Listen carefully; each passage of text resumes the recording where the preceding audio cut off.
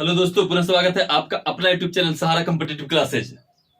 हम कुछ देर से आए हैं। आप कहीं ना कहीं हम पर क्रोधित हो रहे होंगे कि सर आप एक दिन या 2 दिन बीच करके वीडियो डालने के लिए बोलते हैं, कंटिन्यू वीडियो नहीं डाल पाते हैं। तो ठीक है, आप अपने सच्चाई से अवगत ना होंगे, जिसके कारण इस तरह से आपके मन में सवाल उठ रहा होगा। कुछ प्रॉब्लम हो गया था, टेक्निकल प्रॉब्लम हो गया था। हम लोग के पास अभी पूरी तरह से वैसी व्यवस्था नहीं है। तो हम लोग लॉकडाउन में एक शुरू किए थे, लेकिन अस्थाई तौर पर अभी व्यवस्था हम लोग नहीं कर पाए हैं कि अगर जो व्यवस्था हम लोग को चाहिए वो पूरी व्यवस्था हम लोग के पास अभी नहीं है, अभी अधूरी व्यवस्था है।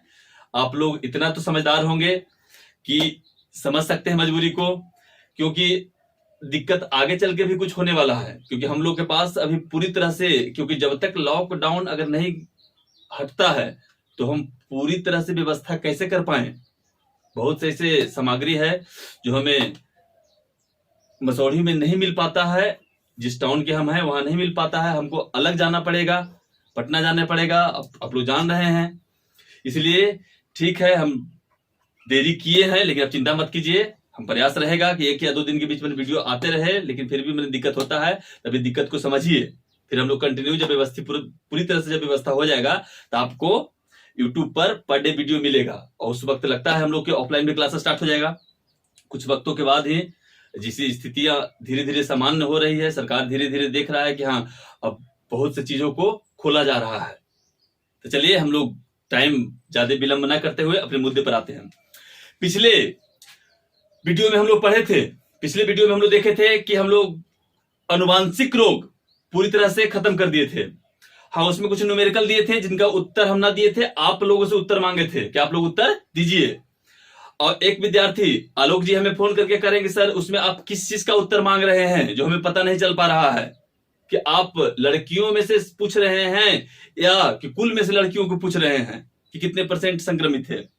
तो शायद आप समझिएगा कि जो विद्यार्थी उस वीडियो को देखे होंगे, आप जो भी संभावना है उत्तर लाने का, वो पूरी संभावना के तहत आप सब उत्तर लिया है। ठीक है कि हाँ कुछ मिस्टेक हुआ सवाल में, लेकिन आप पूरी संभावना, अगर कुल बच्चों में से लड़कियों को आप निकाल दीजिए, या लड़कियों को जो भी है उनको 100% मान करके उनमें से निकाल दीजिए, तो जो पूरी संभावना उत्तर की होती है आप पूरी उत्तर लाने का प्रयास करें। अगर इसके बाद भी अगर किसी से उत्तर नहीं आता है तो आप हमें कमेंट में बताने का प्रयास करें, हम आपको नेक्स्ट वीडियो में उत्तर ला करके देंगे, चिंता ना करें। तो चलिए आज हम लोग का स्टार्ट करना संक्रामक या असंक्रामक रोग। तो संक्रामक और असंक्रामक हम लोग स्टार्ट करेंगे। आज मुख्य रूप से संक्रामक पर चर्चा करते हैं, लंबा टॉपिक है, उसके बाद फिर असंक्रामक पर चलेंगे। समझिएगा संक्रामक हम लोग किसको बोलते हैं। तो वैसी बीमारी जो एक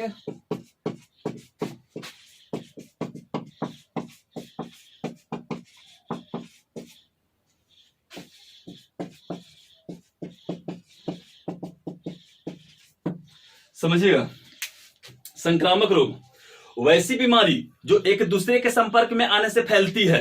वैसी बीमारी जो एक दूसरे के संपर्क में आने से फैलती है, उस बीमारी को कहते हैं संक्रामक रोग। फैलने का माध्यम कुछ भी हो सकता है। दूषित भोजन के द्वारा भी फैल सकता है, दूषित पानी के द्वारा भी फैल सकता है, वायु हवा के द्वारा भी फैल सकता है, यौन संबंध के द्वारा भी फैल सकता है। तो फैलने का माध्यम कुछ भी हो सकता है, लेकिन याद रखिएगा वैसी बीमारी जो एक दूसरे के संपर्क में आने से फैलती है, उस बीमारी को संक्रामक कहा जाता है, संक्रामक रोग कहा जाता है। इसके अंतर्गत हम लोग बहुत बीमारी स्टडी करेंगे। एड्स हो गया, इसके अंतर्गत हम लोग देखेंगे एड्स, टीबी, कोरोना, बहुत से ऐसी बीमारी है जो हम लोग अब पढ़ेंगे। जो आज पूरा विश्व लॉकडाउन में जो चल रहा है, तो कोरोना जो वैश्विक महामारी जो WHO वर्ल्ड हेल्थ ऑर्गेनाइजेशन ने घोषित किए हैं, ये कोरोना के कारण। ये कोरोना जो है संक्रामक बीमारी है, संक्रामक बीमारी है जो एक दूसरे के संपर्क में आने से फैल रही है। इस पर भी चर्चा होगा। अब सुनिए पहले, तो बस इतने समझ, वैसी बीमारी जो एक दूसरे के संपर्क में आने से फैलता है उसे हम लोग संक्रामक बीमारी कहते हैं, संक्रामक बीमारी कहते हैं। अब फैलने का माध्यम बता दिए कि दूषित पानी होगा, दूषित भोजन होगा, यौन संबंध होगा, या हवा के माध्यम से भी फैल सकता है। हवा के माध्यम से आज जो कोरोना क्या है, कोरोना में हम लोग देख रहे हैं कि WHO वर्ल्ड हेल्थ ऑर्गेनाइजेशन जो अपना गाइडलाइन तैयार किए हैं, उस गाइडलाइन के अनुसार कहा गया है विश्व के सभी देशों के जहां तक बीमारी विस्तृत हुई है उन सभी देशों में कि सोशल डिस्टेंसिंग का पालन करें। हम लोग को कम से कम 1 मीटर की दूरी बना के रखना है मिनिमम, क्योंकि अगर कोई व्यक्ति कोरोना से पीड़ित है, अगर वो खांसते हैं या छींकते हैं तो उनके अंदर से यह वायरस जब बाहर निकलेगी तो हवा के माध्यम से कोई अगर बगल में कोई व्यक्ति होंगे, अगर वो सांस लेते हैं तो उनके शरीर में वायु के माध्यम से ही इंटर कर जाएगा वायरस, और वो व्यक्ति भी पीड़ित हो जाएंगे, वो व्यक्ति भी पीड़ित हो जाएंगे। समझिए इधर, अब ये जो संक्रामक बीमारी मुख्यतः पांच सूक्ष्म जीवों के द्वारा फैलाए जाते हैं। संक्रामक बीमारी मुख्यतः 5 सूक्ष्म जीवों के द्वारा फैलाए जाते हैं। वे सूक्ष्म जीव कौन कौन है समझिएगा इधर, वायरस, बैक्टीरिया, प्रोटोजोआ, कवक, फंजाई भी बोलते हैं, कृमि। समझिएगा, संक्रामक बीमारी मुख्यतः 5 तरह से फैलाए जाते हैं, 5 सूक्ष्म जीवों के द्वारा फैलता है। याद रखिएगा, वायरस, बैक्टीरिया, प्रोटोजोआ, कवक को फंजाई कहते हैं, और कृमि। वायरस, बैक्टीरिया, प्रोटोजोआ, कवक को ही फंजाई कहते हैं, और कृमि। समझिएगा, वैसी बीमारी जो एक दूसरे के संपर्क में आने से फैलती है उस बीमारी को संक्रामक बीमारी कहा जाता है। एड्स हो गया, टीबी हो गया, हैजा हो गया, कोरोना हो गया, बहुत से ऐसी बीमारी है जो एक दूसरे के संपर्क में आने से फैलते हैं। फैलाने का माध्यम कुछ भी है, हो सकता है, कुछ भी कहे के मतलब कि दूषित पानी, दूषित भोजन, यौन संबंध हवा के माध्यम से फैल सकता है। तो ध्यान दीजिए, अभी 5 को मुख्य रूप से वायरस, बैक्टीरिया, प्रोटोजोआ, कवक, फंजाई और कृमि। अब इसमें समझिएगा कि सभी के सभी सूक्ष्म जीव हैं। ये टोटल जो हम लिखे हुए बोर्ड पर सभी के सभी सूक्ष्म जीव हैं। अब ये रोग फैलाते हैं, ये बीमारी फैलाने का काम करते हैं। इसमें से वायरस है, बैक्टीरिया है, प्रोटोजोआ, इसमें से कुछ वायरस, कुछ बैक्टीरिया जो है जीवन के लिए लाभदायक भी होते हैं और कुछ हानिकारक भी होते हैं। तो इन्हीं सब के बारे में हमको मुख्य रूप से स्टडी करना है आज, क्योंकि हम जब क्लास करवा रहे हैं तो आप समझिएगा कि एक एक बात पर हम चर्चा करेंगे। हमारा एग्जामिनर जो है सवाल वायरस और बैक्टीरिया से अत्यधिक बनाते हैं, इसलिए ध्यान दीजिएगा। इस सब के सब सूक्ष्म जीव है और इन सभी में आपस में अगर तुलना की जाए तो सबसे छोटा होता है वायरस, सबसे छोटा वायरस, और फिर इससे कुछ बड़ा होता है बैक्टीरिया, इससे कुछ बड़ा बैक्टीरिया, ऐसे कुछ बड़ा प्रोटोजोआ, ऐसे कुछ बड़ा कवक, ऐसे कुछ बड़ा कृमि। लेकिन होते सब छोटे ही हैं, सब छोटा जीव है, सब छोटा जीव है। लेकिन आपस में जब तुलना कर रहे हैं तब हम आपको बता रहे हैं कि इन सभी जीवों में सबसे छोटा कौन है, वायरस, और इनसे कुछ बड़ा होता है बैक्टीरिया, कुछ बड़ा। याद रखिएगा, वायरस सबसे छोटा, इनसे कुछ बड़ा बैक्टीरिया, और बैक्टीरिया से कुछ बड़ा प्रोटोजोआ, और प्रोटोजोआ से कुछ बड़ा कवक या फंजाई, और इससे कुछ बड़ा कृमि, इससे कुछ बड़ा कृमि। अब एग्जामिनर हमारा यहां से भी सवाल पूछ सकता है कि निम्नलिखित में से सबसे छोटा जीव कौन है। बस देख लेना है कि सबसे छोटा वायरस, उससे कुछ बड़ा बैक्टीरिया, प्रोटोजोआ, कवक को ही फंजाई कहते हैं, और कृमि। आरोही क्रम में या अवरोही क्रम में कभी सजाने की बारी आ जाए तो हम उम्मीद करते हैं आपसे कि आप सजा दीजिएगा। तो ध्यान दीजिए, इसमें से वायरस और बैक्टीरिया से सबसे ज्यादा हमको पढ़ना है, और वायरस बैक्टीरिया के बारे में हमको पूरी तरह से जानकारी लेना है, क्योंकि सबसे ज्यादा बीमारी वायरस और बैक्टीरिया से ही होता है। आज वर्तमान में वायरस के कारण ही पूरा वर्ल्ड लॉकडाउन में चल रहा है। स्थितियां धीरे धीरे सामान्य हो रही है, फिर भी अभी कुछ वक्त लगेगा। इसलिए वायरस और बैक्टीरिया के बारे में हमको पूरी तरह से जानकारी लेना है।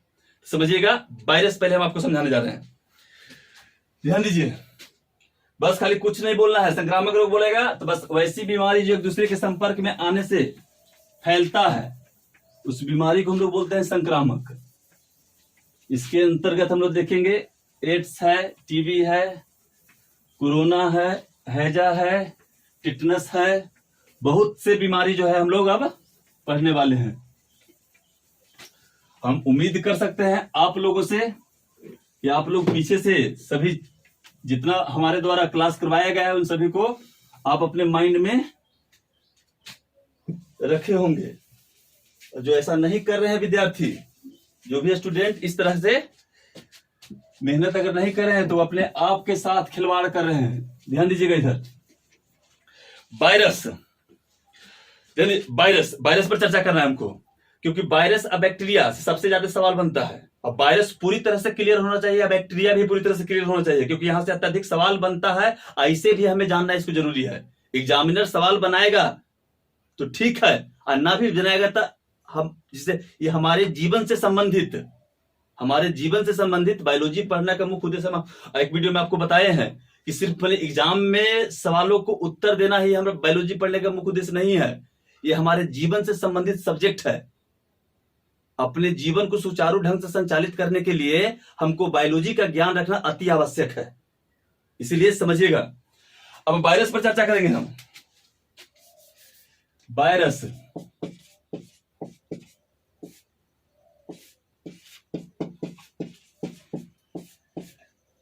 हिंदी में इनको बोलते हैं विषाणु। वायरस को हिंदी में हम लोग विषाणु कहते हैं। और समझिए, वायरस हिंदी में विषाणु बोलते हैं। वायरस लैटिन भाषा का शब्द है। वायरस जो है लैटिन भाषा का शब्द है, जिसका शाब्दिक अर्थ होता है जहर या विष। समझिएगा, वायरस जो है लैटिन भाषा का शब्द है, जिसका अर्थ होता है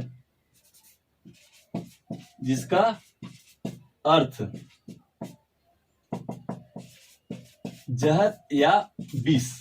ध्यान से समझिएगा बात को।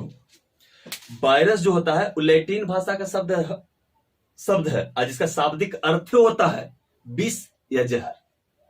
हिंदी में बोलते हैं विषाणु।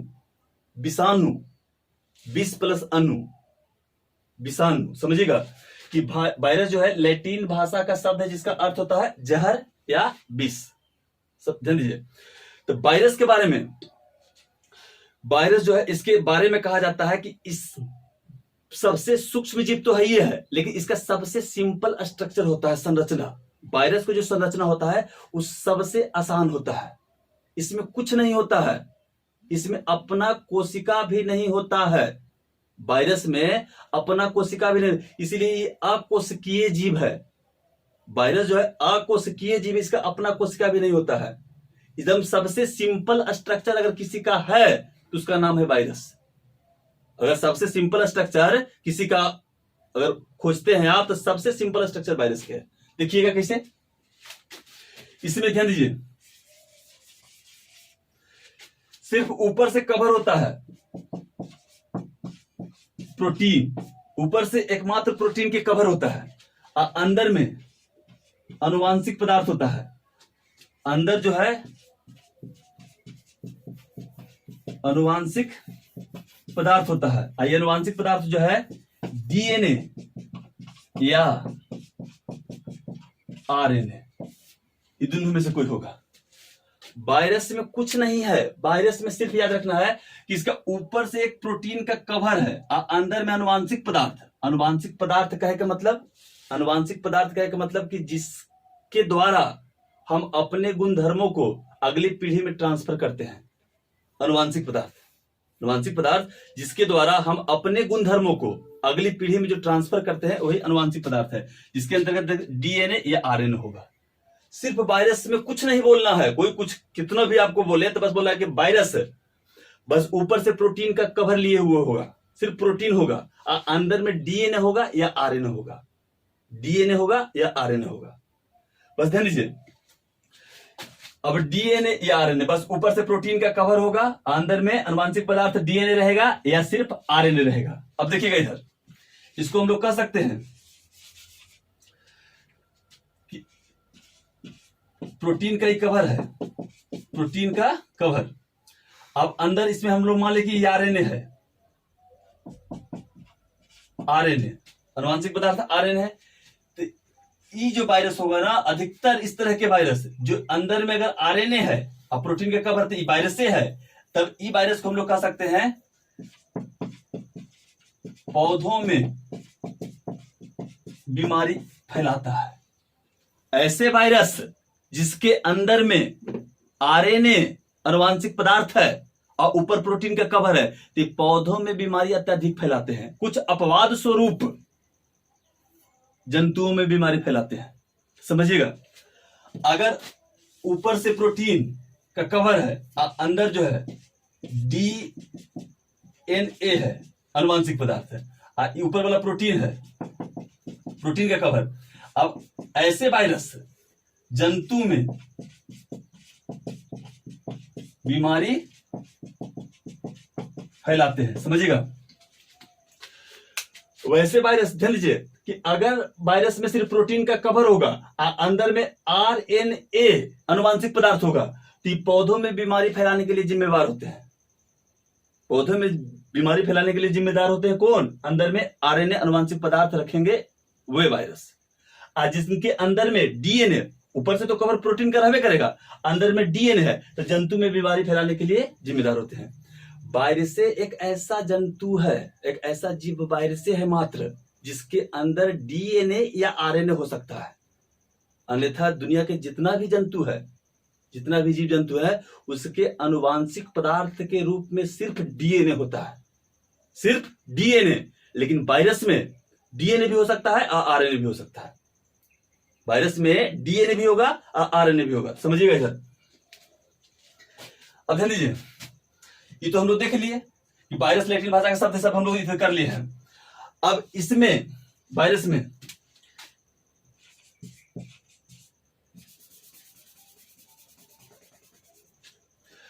ध्यान दीजिएगा कि सजीव और निर्जीव,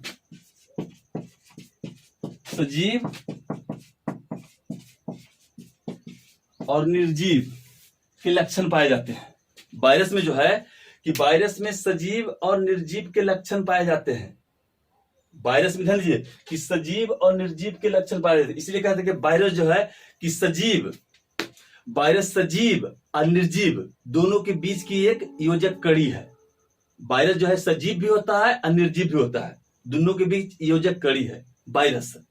तो वायरस में सजीव और निर्जीव दोनों के गुण पाए जाते हैं। वायरस, ध्यान दीजिए, लैटिन भाषा का शब्द देख लिया, हम लोग जानते हैं कि इसका अर्थ होता है विष या जहर। अब इसमें देख लिया आपको सजीव और निर्जीव दोनों के लक्षण पाए जाते हैं। ई सजीव के व्यवहार कब करेंगे? जीवित कोशिका के संपर्क में जब वायरस इंटर करता है, जब कोई जीवित कोशिका के संपर्क में जब वायरस जाते हैं, किसी जीवित कोशिका के अंदर अगर वायरस इंटर कर गए, तो उसके अंदर जाकर करके अपने वंश की वृद्धि करते हैं, अपने जैसा ढेर वायरस का निर्माण करते हैं और अंततः उस शरीर को पूरी तरह से उस शरीर को खराब कर देते हैं और अंततः सभी कोशिकाओं को पूरी तरह से इंड कर देते हैं। उसके बाद बाहर निकल आते हैं। याद रखिएगा, सबसे पहले वायरस क्या करेगा कि कोई जीवित कोशिका के अंदर जाएगा, तो जीवित कोशिका के अंदर जाएगा, वहां पर अपने वंश वृद्धि करेंगे। वंश वृद्धि कहे का मतलब है कि अपने प्रजाति की संख्या में वृद्धि करेंगे तीव्र गति से। तीव्र गति से वृद्धि कर करके पूरी तरह से कोशिका को बर्बाद कर देंगे और बर्बाद करने के बाद बाहर निकल आते हैं। और जैसे ही बाहर निकल के आते हैं तो निर्जीव के व्यवहार में आ जाते हैं, निर्जीव हो जाते हैं। फिर सजीव नहीं रह पाते हैं। ये निर्जीव पूरा जीवन जो है निर्जीव की तरह, जब तक इस सजीव कोशिका के संपर्क में नहीं आएंगे तब तक निर्जीव की तरह सुसुप्त अवस्था में रहते हैं। सुसुप्त अवस्था में तब तक रहते हैं वायरस। तो ध्यान दीजिएगा आप इन सभी शब्दों को।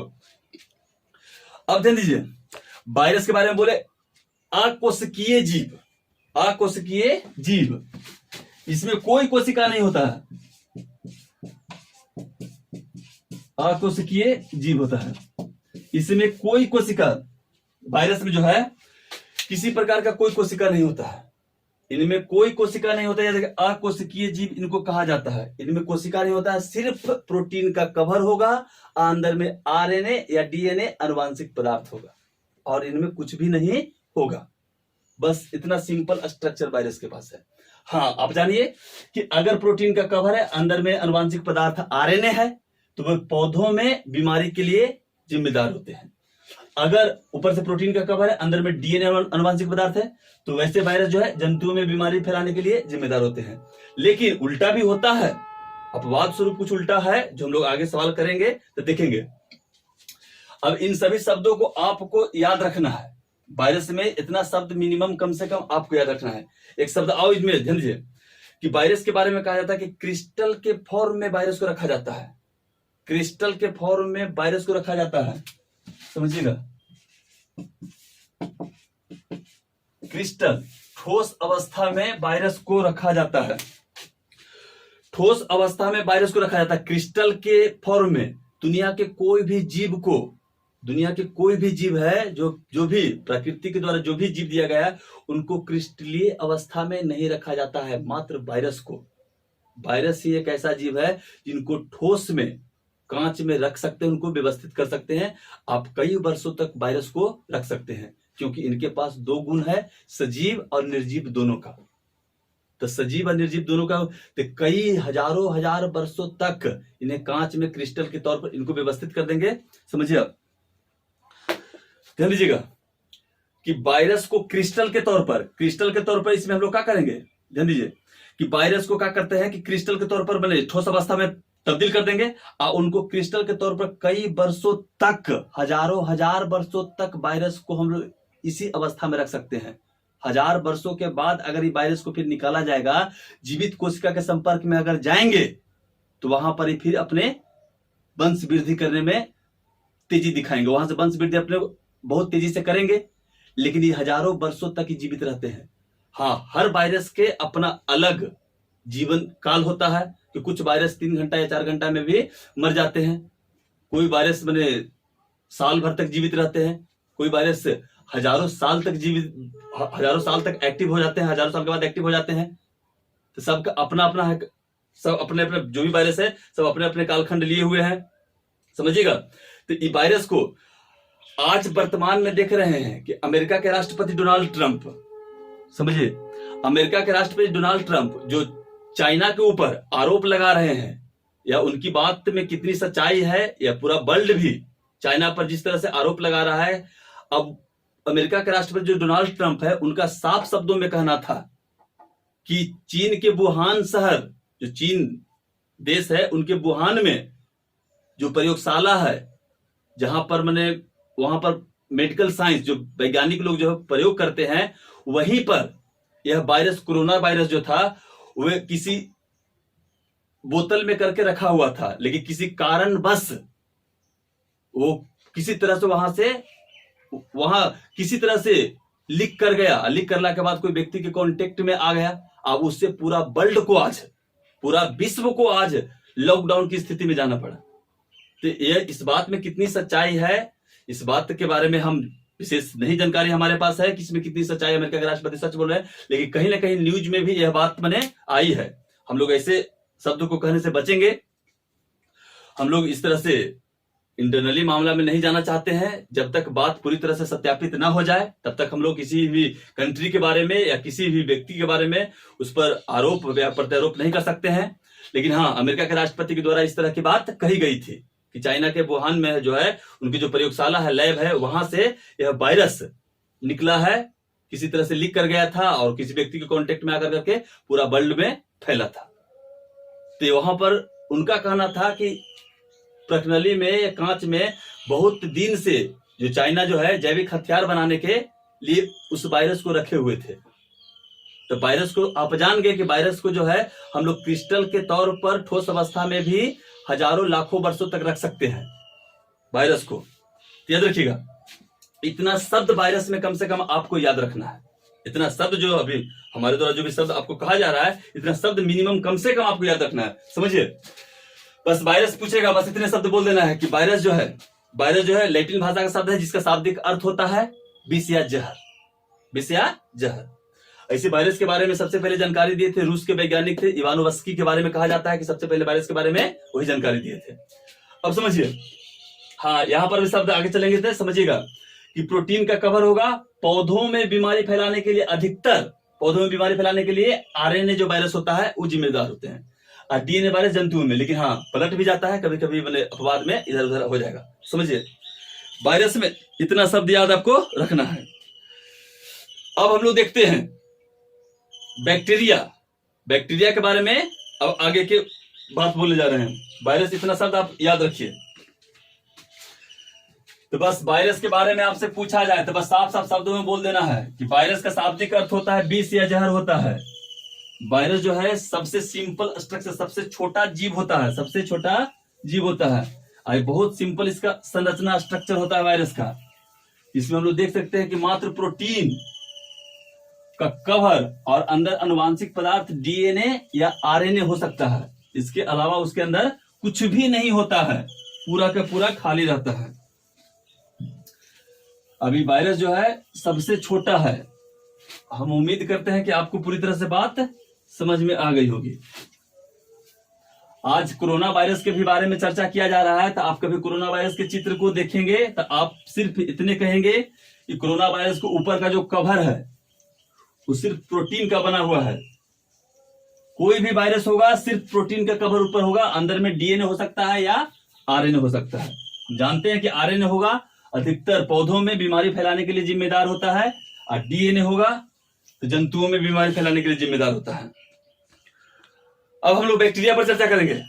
बैक्टीरिया, उसके पर मैं चर्चा समझिए। वायरस के बारे में हम लोग देख लिए, बैक्टीरिया पर समझिएगा। कहा कि यहां से एग्जामिनर भी हमारा सवाल पूछते हैं।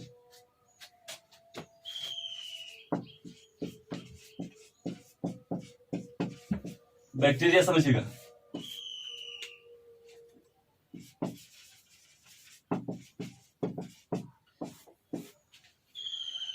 बैक्टीरिया पर समझिए कि बैक्टीरिया क्या है। तो बैक्टीरिया भी एक सूक्ष्म जीव है, लेकिन वायरस से बड़ा होता है। वायरस से बड़ा होता है क्योंकि इसके पास एक कोशिका होती है। बैक्टीरिया के पास एक कोशिका होती है।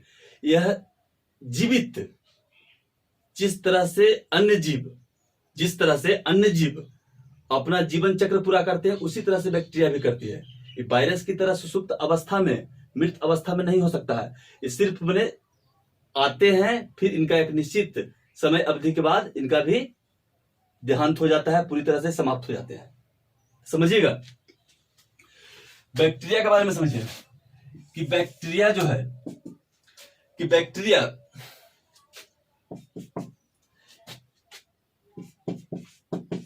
एक ग्रीक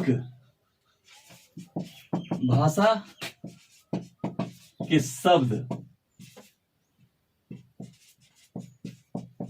बैक्टीरिया, ध्यान दीजिएगा शब्द पर।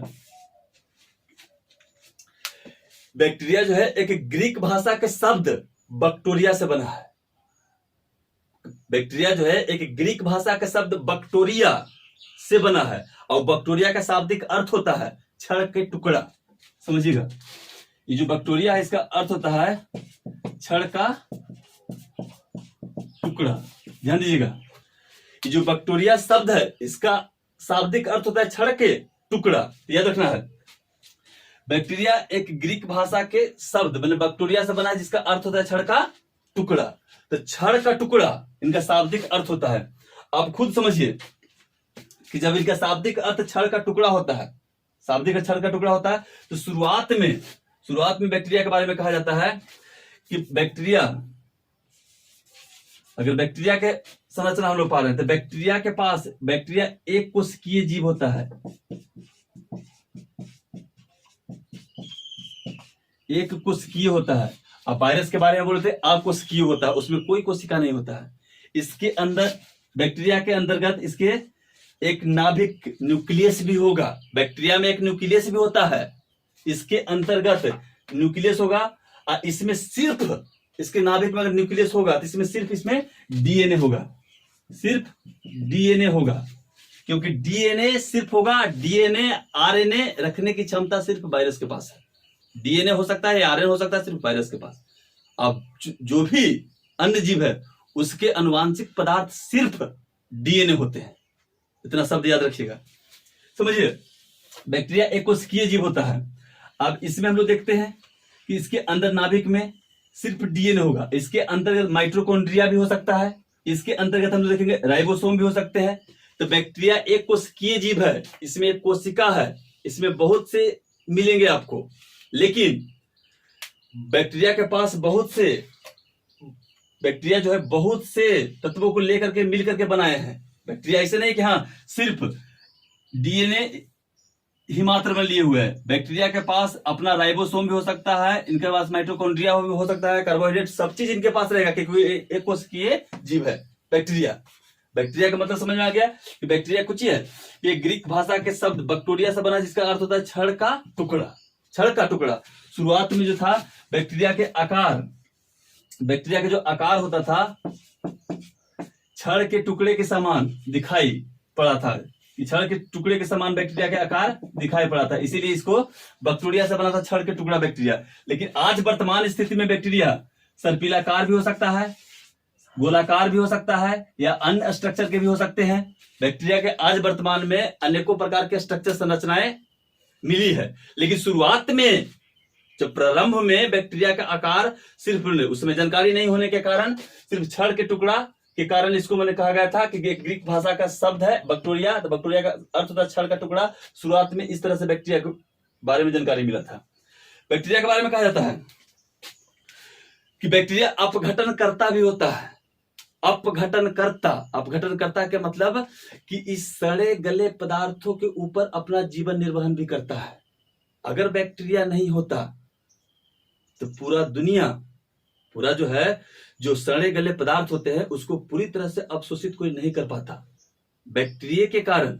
लेकिन वायरस में गुण नहीं है, वायरस रॉयल टाइप का होता है। क्यों होता है? क्योंकि वायरस अपघटनकर्ता हो ही नहीं सकता है, क्योंकि जब वायरस मृत को जैसे जीवित कोशिका के बाहर आता है तो सुसुप्त अवस्था में निर्जीव की तरह व्यवहार करना शुरू कर देता है, निर्जीव हो जाता है। अब बैक्टीरिया जो है, अगर किसी भी सड़े गले बले कहे का मतलब कि मृत कोशिका के संपर्क में आता है तो उसको पूरी तरह से इसको अवशोषित करने की क्षमता बैक्टीरिया के पास होती है। पूरी तरह से बैक्टीरिया उसको अवशोषित कर सकता है। अगर बैक्टीरिया नहीं होता तो आज पूरे वर्ल्ड में, चाहे तो पूरी दुनिया में अलग टाइप के प्राकृतिक वातावरण तैयार हो जाता। अगर बैक्टीरिया नहीं होता तब के बात बता रहे हैं कि बैक्टीरिया कुछ लाभदायक भी होता है और हानिकारक भी होता है। बहुत से ऐसे बैक्टीरिया हैं जो लाभदायक भी होते हैं, हानिकारक भी होते हैं। लाभदायक या हानिकारक बैक्टीरिया के बारे में कहा गया है कि 1676 में, समझिएगा इधर, कि 1676 में नाम सुने होंगे एंटनी वॉन लीवेनहुक। ध्यान दीजिएगा, शब्द पर ध्यान दीजिएगा। 1676 ईस्वी में एंटनी वॉन लीवेनहुक नाम के एक डच व्यापारी थे जो कांच के बिजनेस किया करते थे। एक डच व्यापारी थे जो कांच के बिजनेस किया करते थे। उनका कांच का व्यापार था, बहुत बड़ा बिजनेसमैन थे। लेकिन वे साइंस के अच्छे जानकार थे, उनको साइंस में रुचि था। वही सर्वप्रथम 1676 में एक सूक्ष्मदर्शी बनाए थे, माइक्रोस्कोप बनाए। अपने कांच के दुकान से, जो कांच के व्यापार किया करते थे, वहीं से एक कांच के ग्लास बनाए। उससे बैक्टीरिया को सर्वप्रथम 1676 में एंटनी वॉन लीवेनहुक जो हॉलैंड के निवासी थे, डच निवासी थे, यही सबसे पहले बैक्टीरिया को देखे थे अपने द्वारा बनाए गए सूक्ष्मदर्शी के द्वारा। अपने द्वारा जब इस सूक्ष्मदर्शी बनाए थे, ये अपने द्वारा जो सूक्ष्मदर्शी बनाए थे, तो 1676 में याद रखिएगा, 1676 में एंटनी वॉन जो लीवेनहुक थे, एक डच व्यापारी थे जो कांच के इनके पास व्यापार था। अपने ही साइंस के बहुत बड़े नॉलेज रखते थे। यही व्यक्ति अपने दुकान से ही एक कांच का टुकड़ा लेकर करके और पता किए, ऐसा कांच का टुकड़ा खोजे, ऐसा कांच का टुकड़ा लिए कि जिससे कोई भी वस्तु को 300 गुना, लगभग 300 गुना बड़ा आकार के दिखाता था। तो 1676 की घटना है कि बैक्टीरिया को सूक्ष्मदर्शी बना करके एंटनी वॉन लीवेनहुक सबसे पहले व्यक्ति किए थे। लेकिन इसके लगभग 200 वर्षों के बाद लगभग इसके 200 वर्षों के बाद 1890 की घटना है कि रॉबर्ट कोच, समझिएगा, 1890 में रॉबर्ट कोच, ध्यान दीजिए, 1890 में रॉबर्ट कोच नाम के एक वैज्ञानिक हुए जिन्होंने टीबी के बारे में जानकारी दिया था, माइक्रोबैक्टीरियम ट्यूबरोक्लोसिस। तो सबसे पहले 1890 में रॉबर्ट कोच बताए थे, रॉबर्ट कोच साहब ने यह बात बताई थी कि ये जो बैक्टीरिया है इससे बीमारी होता है, इससे बीमारी होता है। तो रॉबर्ट कोच साहब सबसे पहले बताए थे कि जो बैक्टीरिया से बीमारी होता है 1890 में इस सिर्फ बैक्टीरिया का पता लगाए थे एंटनी वॉन लीeuwenhoek, जो अपने द्वारा सूक्ष्मदर्शी बनाए थे, उससे पता लगाए थे कि बैक्टीरिया होता है। लेकिन ई बताया था 1890 में, लगभग 200 वर्षों के बाद, कि बैक्टीरिया से बीमारी होता है, बैक्टीरिया से बीमारी होता है। अब खुद समझिएगा, 1890 में रॉबर्ट कोच, इनके बारे में आगे स्टडी करेंगे, जब टीबी पढ़ेंगे तो इसके बारे में चर्चा करेंगे। अब ये सबसे पहले बताया कि बैक्टीरिया से बीमारी होता है। यही योगदान के कारण रॉबर्ट कोच को 1905 में इनको नोबेल पुरस्कार दिया गया था, चिकित्सा शास्त्र के नोबेल पुरस्कार 1905 ईस्वी में रॉबर्ट कोच को दिया गया था, सिर्फ ये बात बतलाने के लिए और टीबी के जो बैक्टीरिया था, माइक्रोबैक्टीरियम ट्यूबरोक्लोसिस के बारे में जानकारी देने के लिए, ये बात बता कि बैक्टीरिया से बीमारी होता है, बैक्टीरिया से बीमारी होता है। अब समझिएगा, तो कोई भी प्रतिजैविक, कोई भी एंटीबायोटिक मेडिसिन ऐसा नहीं बना था जो बैक्टीरिया को भी मार सकता था। वायरस में याद रखिएगा, वायरस में समझिएगा कि वायरस में कोई भी एंटीबॉडी काम नहीं करता है, एंटीबायोटिक्स कोई भी मेडिसिन जो है कोई काम नहीं करेगा। वायरस में बता रहे हैं, वायरस में जो है कोई एंटीबायोटिक्स, वायरस से अगर बचना है तो सिर्फ बचाव ही एकमात्र इलाज है, वायरस से सिर्फ बचाव ही एकमात्र इलाज है। लेकिन बैक्टीरिया में भी क्या हुआ था कि इसका भी कोई भी प्रतिजैविक नहीं बन पाया था। लेकिन 1933 ईस्वी में सर अलेक्जेंडर फ्लेमिंग, समझिए, 1933 में ध्यान दीजिएगा, सर अलेक्जेंडर फ्लेमिंग, ध्यान दीजिए, 1933 में सर अलेक्जेंडर फ्लेमिंग सबसे पहला बार एक प्रतिजैविक एंटीबायोटिक मेडिसिन खोजे थे जो बैक्टीरिया को भी मार सकता था, जिसका नाम था पेनिसिलिन।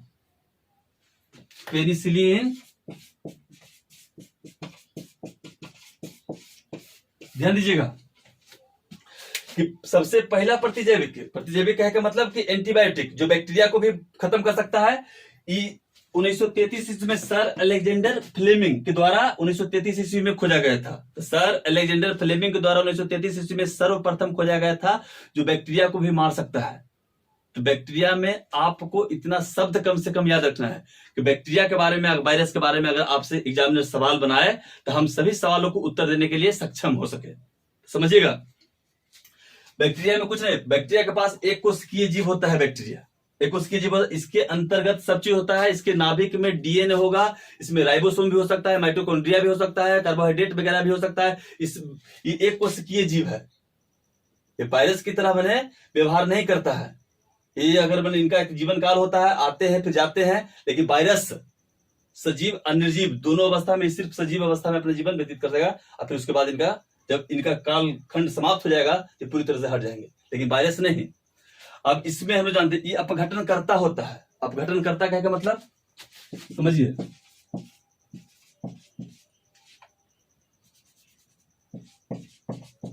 अपघटन करता, इस सड़े गले पदार्थों के ऊपर, मृत पदार्थों के ऊपर जीवन अपना बिता सकते हैं। सड़े गले पदार्थों को भी पूरी तरह से अवशोषित कर सकते हैं, लेकिन वायरस के पास ये गुण नहीं है। वायरस रॉयल टाइप की जीवन जीता है, अंदर जा करके कोई जीवित कोशिका का जाकर वह अपना प्रजनन करेगा, लेकिन ये सामान्य प्रजनन जिस तरह से इसका अन्य जीव करते हैं उसी तरह से करेंगे बैक्टीरिया। तो इतना शब्द आपको कम से कम याद रखना है। बैक्टीरिया, वायरस को हम लोग देख लिए। अब हम लोग आगे के मुद्दा स्टार्ट करने जा रहे हैं। अब देखेंगे बीमारी। तो बैक्टीरिया वायरस में जो भी शब्द था हम आपको समझा दिए। हाँ, एक शब्द याद कि इसको एंटनी वॉन लीeuwenhoek ने सूक्ष्मदर्शी के द्वारा इनको देखे थे, इनको 1676 में बैक्टीरिया को। लेकिन वायरस को इलेक्ट्रॉन सूक्ष्मदर्शी के द्वारा देखा जाता है। इतना सूक्ष्म जीव, छोटा जीव है वो। इलेक्ट्रॉन सूक्ष्मदर्शी के द्वारा ही वायरस को देखा जाता है। वायरस को अगर देखना है तो इलेक्ट्रॉन सूक्ष्मदर्शी के द्वारा, इलेक्ट्रॉन माइक्रोस्कोप के द्वारा ही हम लोग वायरस को देख सकते हैं। ऐसे वायरस की जानकारी हमें वायरस दिखाई नहीं आपको पड़ेगा, याद रखिए। सिंपल सूक्ष्मदर्शी से दिखाई नहीं पड़ता है, इलेक्ट्रॉन सूक्ष्मदर्शी के द्वारा वायरस को देखेंगे। तो दोनों के गुण के बारे में हम आपको बता दिए। अब यहां से बैक्टीरिया से क्या बीमारी होगा, वायरस से क्या बीमारी होगा, तो सबसे पहले वायरस से होने वाली बीमारी के बारे में हम चर्चा करने जा रहे हैं। समझिए, सबसे पहला बीमारी जो वायरस से हम चर्चा करेंगे, आप ध्यान दीजिएगा इधर कि एड्स। एड्स पूरी तरह से आज हम लोग समाप्त। सबसे पहला हम लोग स्टार्ट करेंगे एड्स। एड्स, ध्यान दीजिए, एड्स के बारे में स्टडी करेंगे। ऐसे भी हम लोग जानते हैं, ध्यान, 1 दिसंबर को विश्व एड्स दिवस मनाया जाता है। डायरेक्ट याद रखिएगा कि हम लोग शुरू करने जा रहे हैं वायरस से होने वाली बीमारी। तो वायरस से होने वाली बीमारी में सबसे पहला बीमारी के नाम दिए एड्स। तो सबसे पहला एग्जामिनर तो हमसे यही पूछ देंगे कि एड्स के फुल फॉर्म क्या होता है। तो सभी शब्दों को जो हमारे द्वारा कहा जा रहा है, उन सभी शब्दों को ध्यान से सुनिएगा। पहले एड्स के फुल फॉर्म देखते हैं। एड्स होता है एक्वायर्ड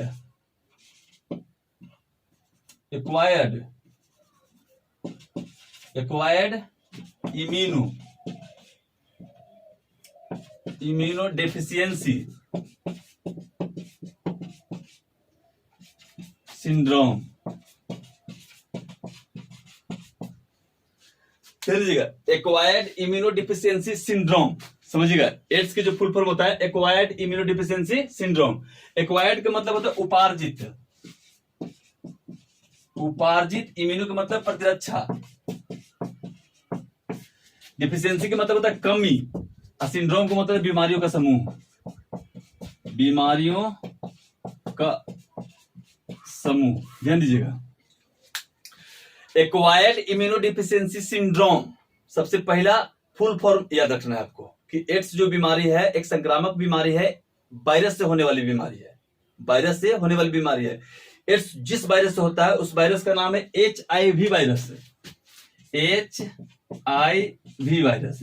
तो HIV वायरस से एड्स होता है। इसका भी फुल फॉर्म एग्जामिनर हमसे पूछ देते हैं। तो ह्यूमन इम्यूनो डेफिशिएंसी वायरस। समझिएगा, अगर एड्स पूछेगा किस वायरस से होता है तो आपको बोले HIV वायरस से होता है। तो HIV human immuno deficiency virus, मानव प्रतिरक्षा, डिफिशियंसी का मतलब कमी, वायरस का मतलब विषाणु। अब देखिएगा आप कि एड्स जो बीमारी है acquired immuno deficiency syndrome, full form याद रखिएगा, HIV वायरस से होता है। HIV वायरस से होता है human immuno deficiency virus, full form याद रखिएगा आप। अब ध्यान दीजिएगा, अब जो वायरस है ये हम लोग पीछे थोड़ा देर पीछे जो चर्चा कर रहे थे वायरस के बारे में, उसमें देखे थे कि वायरस में प्रोटीन का कवर होता है, अंदर में रासायनिक पदार्थ जो होता है DNA या RNA। लेकिन HIV जो वायरस है इसमें ऊपर तो प्रोटीन का कवर है, लेकिन इसके अंदर जो अनुवांशिक पदार्थ है उसका नाम है RNA। अब समझिए, थोड़ा देर पहले जब हम वायरस में चर्चा कर रहे थे, अब उसी से समझिए कि हम लोग देखे थे कि ऊपर से प्रोटीन का कवर होगा। वो तो जितना भी वायरस है सबसे सिंपल स्ट्रक्चर इन्हीं के पास है। तो प्रोटीन का कवर होगा और DNA या RNA अनुवांशिक पदार्थ होगा। तो DNA जो होता है, अगर DNA अनुवांशिक पदार्थ रहता है तो जंतुओं में बीमारी फैलाने के लिए जिम्मेदार होते हैं। RNA अगर अनुवांशिक पदार्थ के रूप में रहता है तो पौधों में, पादप जगत में बीमारी फैलाने के लिए जिम्मेदार होते हैं। लेकिन कहे का मतलब कि कुछ अपवाद स्वरूप रिवर्स ट्रांसमिशन कहे का मतलब कि यहां पर देखिएगा ये HIV वायरस जो है, इसके जो वायरस है ऊपर तो प्रोटीन का कवर है, अंदर RNA अनुवांशिक पदार्थ है। लेकिन हम लोग जानते थे कि आरएनए अनुवांशिक पदार्थ होगा तो सिर्फ पौधों के लिए, लेकिन सिर्फ पौधों के लिए नहीं है, अपवाद स्वरूप था तो रिवर्स है। तो रिवर्स का मतलब है कि यहाँ पर मैंने उल्टा दिखे में हम लोग नजर आ रहा है, समझिएगा। HIV वायरस को एग्जाम में सवाल ये भी पूछ देते हैं, HIV वायरस को रेट्रो वायरस भी कहा जाता है। HIV वायरस को रेट्रो वायरस भी कहा जाता है। रेट्रो वायरस क्यों कहा जाता है आपको शायद पता चल रहा होगा, क्योंकि हम लोग जानते थे कि जंतुओं में बीमारी फैलाने के लिए उसके अनुवांशिक पदार्थ के रूप में प्रोटीन के कवर के अंदर DNA होना चाहिए, लेकिन यहाँ पर RNA है। वायरस एक ऐसे सूक्ष्म जीव है जिसमें RNA और DNA दोनों होता है। RNA होगा या तो DNA होगा, समझिएगा। रेट्रो वायरस याद रखिएगा कि HIV वायरस को रेट्रो वायरस की संज्ञा दी जाती है। अभी फुल फॉर्म वगैरह जो भी शब्द लिखे हैं बोर्ड पर, आप इन सबको ईमानदारी पूर्वक याद रखिएगा, हम इनको मिटाने जा रहे हैं। अब देखते हैं हम लोग एड्स, जो एड्स बीमारी है, तो एड्स बीमारी किससे होता है, इसके कारण क्या क्या है देखते हैं इधर। अब देखिएगा जो एड्स, इसलिए वहां पर याद रखिएगा कि 1 दिसंबर को विश्व एड्स दिवस के रूप में मनाया जाता है। एड्स बीमारी के बारे में अगर आपसे पूछा जाए तो आप साफ साफ शब्दों में बस खाली इतना बोलना है आपको कि यह एक संक्रामक बीमारी है जो वायरस से होता है। यह बीमारी जो है HIV वायरस के कारण होता है। HIV वायरस के कारण होता है एड्स। इससे होता क्या है समझिएगा,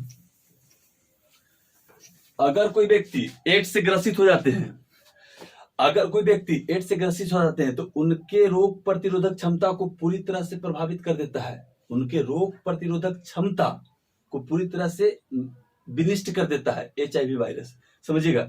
अगर HIV वायरस किसी व्यक्ति के शरीर में इंटर कर गया और उनके रोग प्रतिरोधक क्षमता WBC को अगर प्रभावित नहीं कर पाता है, अगर रोग प्रतिरोधक क्षमता को समाप्त नहीं करता है, तो समझिए कि वो HIV पॉजिटिव व्यक्ति है लेकिन एड्स से पीड़ित व्यक्ति नहीं है। तो नहीं समझिएगा, इधर मान लेते हैं हम कि HIV पॉजिटिव, HIV पॉजिटिव और एड्स पीड़ित, एड्स से पीड़ित।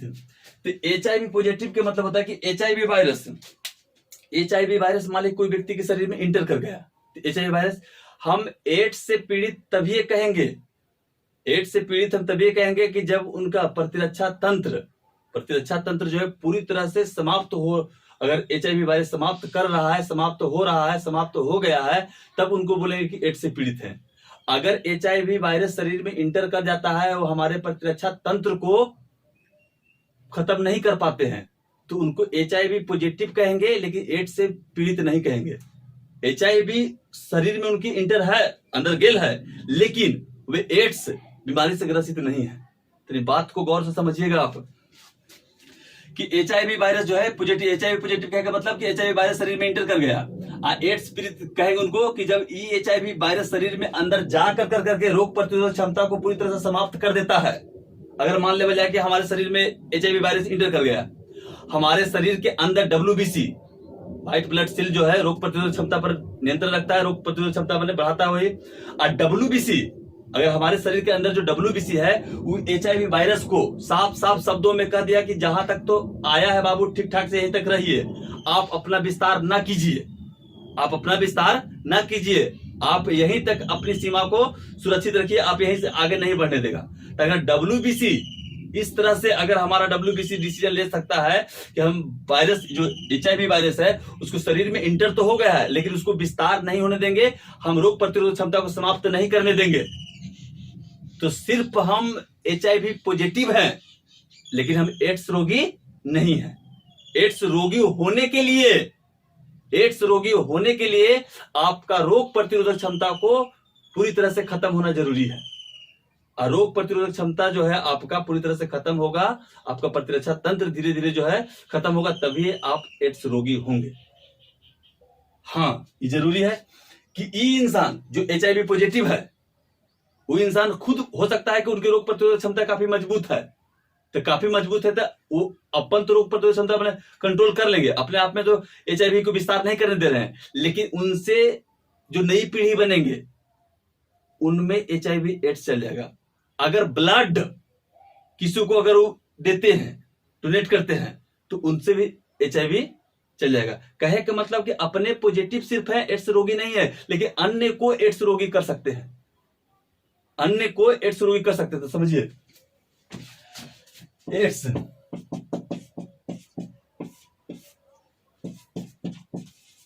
संक्रमण के जो कारण होते हैं, एड्स किस तरह से संक्रमित होता है, किस तरह से एड्स फैलता है, एड्स जो है, तो सबसे पहले याद रखिएगा संक्रमित सुइयों से, फिर याद रखिएगा यौन संबंध से, फिर याद रखिएगा संक्रमित माता या पिता से बच्चों में। फिर ध्यान दीजिएगा, संक्रमित सुइयों से, यौन संबंध से भी फैलेगा, संक्रमित माता या पिता से बच्चों में, या संक्रमित व्यक्ति के ब्लड से। समझिएगा, दो तीन कारण कम से कम याद रखिए। एड्स के संक्रमण, एड्स फैलता कैसे है, एड्स से फैलता कैसे है, समझिए, संक्रमित सुइयों से, संक्रमित सुइयों, अगर कोई व्यक्ति अगर एड्स से पीड़ित है, अगर उनको इंजेक्शन दिया जाए और उसी इंजेक्शन से कोई स्वस्थ व्यक्ति को, और कोई स्वस्थ व्यक्ति को वही इंजेक्शन से फिर मैंने उनको इंजेक्शन दे दी जाए, तो जो पीड़ित व्यक्ति थे उनका वायरस स्वस्थ व्यक्ति के शरीर में इंटर कर जाएगा। तो याद रखिएगा, संक्रमित सुइयों के द्वारा भी एड्स को फैलाया जाता है, संक्रमित सुइयों के द्वारा भी एड्स फैलता है। यौन संबंध से, असुरक्षित यौन संबंध से, कहे के मतलब कि अगर कोई महिला या पुरुष में से कोई अगर एड्स के पेशेंट है, एड्स पीड़ित है, तो उनके बीच अगर लैंगिक क्रिया स्थापित होती है तो उनमें से जो स्वस्थ होंगे उनमें भी एड्स प्रवेश कर जाएगा। फिर तीसरा, संक्रमित माता या पिता से बच्चों में। तो संक्रमित माता या पिता से बच्चों में, इसमें क्या होता है कि माता या पिता, इन दोनों में से अगर कोई एक एड्स के पेशेंट होंगे, एड्स बीमारी से ग्रसित होंगे, तो उनसे जो नई पीढ़ी बनेंगे और उस नई पीढ़ी में एड्स बीमारी गिफ्ट के तौर पर माता पिता के द्वारा दे दी जाएगी। अंतिम जो है देखे हम लोग, संक्रमित व्यक्ति के ब्लड से, अगर कोई व्यक्ति एड्स से संक्रमित है, उनका ब्लड किसी अन्य व्यक्तियों के शरीर में अगर चढ़ा दी जाती है तो वे स्वस्थ व्यक्ति भी एड्स से पीड़ित होंगे। इन सभी शब्दों को ध्यान दीजिएगा, ध्यान दीजिए। संक्रमित सुई से, यौन संबंध से, संक्रमित माता या पिता से बच्चों में फैलता है, संक्रमित व्यक्ति के ब्लड से। तो एड्स में ध्यान देना है। अब जो हम कहना चाह रहे थे तो यही याद रखिए कि HIV पॉजिटिव रहते भर में भी व्यक्ति एड्स रोगी नहीं हो सकता है। जब तक उनके प्रतिरक्षा तंत्र को पूरी तरह से समाप्त न कर दी जाए तब तक उन्हें एड्स रोगी नहीं कहेंगे। हाँ, डॉक्टर लोग जो है HIV पॉजिटिव व्यक्ति को भी लंबे अवधि तक जीवित रख सकते हैं कुछ मेडिसिन के द्वारा। कुछ मेडिसिन, जिडोबुडीन नाम की मेडिसिन है डॉक्टरों के पास, जिनके द्वारा जो है एड्स से जो पीड़ित व्यक्ति होते हैं उनको भी, उनकी प्रतिरक्षा तंत्र जो है उनको मजबूत कर करके उस व्यक्ति को भी कुछ लंबे अवधि तक जीवित रखने में सफलता मिल रहा है। अब समझिएगा, ये तो हम लोग देख लिए एड्स के संक्रमण। अब एड्स की जांच ध्यान दीजिए, ये जो एड्स की जांच कैसे होता है, पता कैसे चलेगा कि किस व्यक्ति को एड्स है या नहीं है, किसी व्यक्ति को एड्स है या नहीं है, समझिएगा। तो एड्स की जांच ध्यान दीजिए, एलाइजा टेस्ट, एलाइजा टेस्ट या एलिसा टेस्ट भी इसको बोल सकते हैं आप। एलाइजा टेस्ट बोला जाता है, एलिसा टेस्ट जांच है। नेवा टेस्ट जांच है। अब समझिएगा, Western blot test, ELISA test बोलिए या नेवा टेस्ट बोलिए या वेस्टर्न ब्लॉट बोलिए, एक ओराश्योर टेस्ट, ध्यान दीजिए, एड्स के जांच, तो एड्स के जांच समझिएगा आप कि एलाइसा टेस्ट से जांच होता है, नेवा टेस्ट से जांच होता है, वेस्टर्न ब्लॉट से टेस्ट से और ओरासियो टेस्ट से एड्स के जांच है। अगर हमारा परीक्षक पूछे कि ओरासियो टेस्ट किस बीमारी से संबंधित है, किस बीमारी के जांच से संबंधित है, तो आपको डायरेक्ट बोलना है एड्स। अभी तो एलाइसा टेस्ट देख रहे हैं लोग, नेवा टेस्ट देख रहे हैं, वेस्टर्न ब्लॉट और ओरासियो टेस्ट, इन सभी शब्दों को आपको माइंड में रखना है, ये सब जांच से संबंधित है। अब देखिएगा इधर कि हम लोग एड्स के संक्रमण देख लिए, एड्स के जांच देख लिए, इसका उपचार होता है, इसका कुछ उपचार है, ध्यान दीजिएगा इधर। तो एड्स बीमारी में जो जो शब्द हम आपको समझा रहे हैं उन सभी शब्दों को ईमानदारी पूर्वक माइंड में रखने का प्रयास कीजिएगा, ताकि यही से परीक्षक आपका सवाल बनाएंगे, आपका एग्जामिनर जो है यही से सवाल निकाल कर करके आपको देंगे। समझिए इधर कि एड्स के उपचार से संबंधित बात है। तो एड्स के जो उपचार है उसमें समझिए, जीडोबुडीन, जीडोबुडीन, फिर इसमें हम लोग को बोला कि जीडोबुडीन बहुत बार एग्जाम में पूछा है, जीडोबुडीन जो है बहुत बार एग्जाम में पूछा है, याद रखना कि जीडोबुडीन किसके उपचार से संबंधित है, आपको बोलना है कि एड्स इंटरफेरॉन अल्फा, ये दो उपचार आपको किसी भी कीमत पर याद रखना है। ये दोनों उपचार जो है एड्स से संबंधित है, कि एड्स के अगर उपचार पूछेगा तो एड्स के उपचार हमको बस खाली जवाब देना है कि जीडोबुडीन और इंटरफेरॉन अल्फा एड्स के उपचार से संबंधित है। अब देखिएगा हम लोग देख लिए, बस याद रखना कि उपचार में जीडोबुडीन और इंटरफेरॉन अल्फा, हम लोग एड्स के जांच देख लिए थे, एड्स की जांच देखे थे, एलाइसा टेस्ट देख लिए थे, नेवा टेस्ट देख लिए थे, वेस्टर्न ब्लॉट टेस्ट देख लिए थे, ओरासियोर टेस्ट देख लिए थे। अब खुद सोचिए, ओरासियोर टेस्ट भारत के द्वारा विकसित तकनीक है। ओरासियोर टेस्ट जो एड्स के मरीजों के जांच किया जाता है कि एड्स पॉजिटिव है, HIV पॉजिटिव है या नहीं है, तो वो भारत में विकसित किया गया तकनीक है। इसलिए एग्जामिनर कभी अगर आपसे पूछे कि ओरासियोर टेस्ट किस बीमारी के जांच से संबंधित है, तो आपको साफ साफ शब्दों में बोलना है कि एड्स। ये देखिएगा कि भारत के द्वारा विकसित तकनीक है, ये देखिएगा ओरासियोर टेस्ट। अब ध्यान दीजिए, बस एड्स के साथ, हाँ ये जो एलाइसा टेस्ट है, इसको एलाइसा टेस्ट हम लोग बोल रहे हैं, ये एलाइजा टेस्ट, इसका फुल फॉर्म भी एग्जामिनर का भी पूछ देते हैं। तो समझिए इसका फुल फॉर्म देखिए, जो एलाइसा टेस्ट फुल फॉर्म देखिएगा, एलाइजा टेस्ट के फुल फॉर्म समझिएगा, एलाइसा टेस्ट के फुल फॉर्म समझिए, इसको हम लोग लिखेंगे इंजाइम लिंक्ड इम्यूनो, ध्यान दीजिए, इंजाइम लिंक्ड इम्यूनो, एस से लिखना सॉर्बेंट, एस से लिखना एस से, समझिएगा। एलाइजा का फुल फॉर्म पूछेगा, इसको एलिसा में कोई कितना पढ़ते हैं, एलाइजा भी पढ़ते हैं, तो याद रखिएगा एलिसा का जब फुल फॉर्म पूछेगा तो enzyme linked immuno sorbent S से, इसका एग्जामिनर फुल फॉर्म भी पूछता है। अब देखिए बस लास्ट बात हम आपको बताना चाहते हैं, एड्स के जागरूकता से संबंधित रेड रिबन, रेड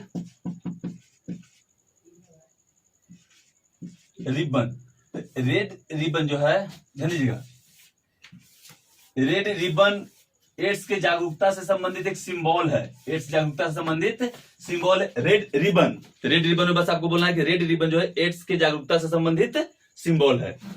अब हम लोग देख लिए कि रेड रिबन बोलेगा, भारत में एक रेड रिबन एक्सप्रेस भी चला था एड्स के जागरूकता के लिए, रेड रिबन एक्सप्रेस भी चला था एड्स के जागरूकता के लिए।